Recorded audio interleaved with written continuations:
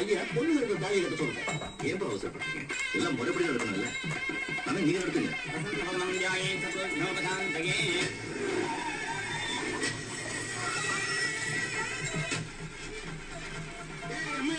கல்யாணம் முடிஞ்ச போய் பேசிக்கலாம். முதல்ல நீங்க உள்ள வாங்க.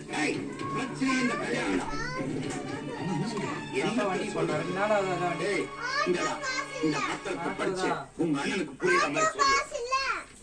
பூந்தோட்ட கிராமத்தை சேர்ந்த அம்மையப்பன் ஆகிய நான் மணியக்காரர் சொக்கலிங்கம் அவர்களின் மகன் பொன்னம்பலத்திற்கு என் மகளை மணமுடிக்க சம்மதம் தெரிவிக்கிறேன். இப்படிக்கு அம்மையப்பன். மழை பெய்யுது, யார் போயிட்டு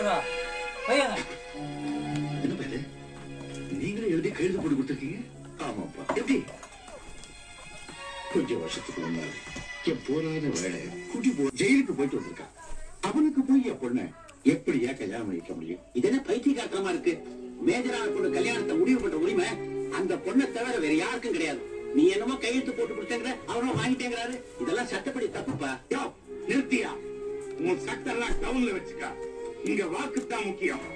என் பையனுக்கும் அவன் பொண்ணுக்கு கல்யாணம் நடக்கணும்.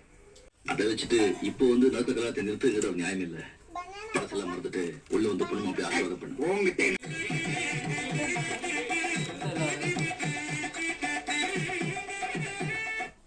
பாட்டி, இந்த ஊர்ல எல்லாரும் அவரை பத்தி பெருமையா பேசுறது ரொம்ப கரெக்ட் பாட்டி. யார் அவரு? அவர்தான் பாட்டி. கல்யாணத்துல தனியால இருந்து எல்லா வேலையும் இழுத்து போட்டு பண்ணாரே. தேவரே. அதுவும் எனக்கு தெரியும் உன் மனசுல என்ன இருக்குதுன்னு. அது இது கூட நானே சொல்ல வேண்டியதா இருக்கு. My God.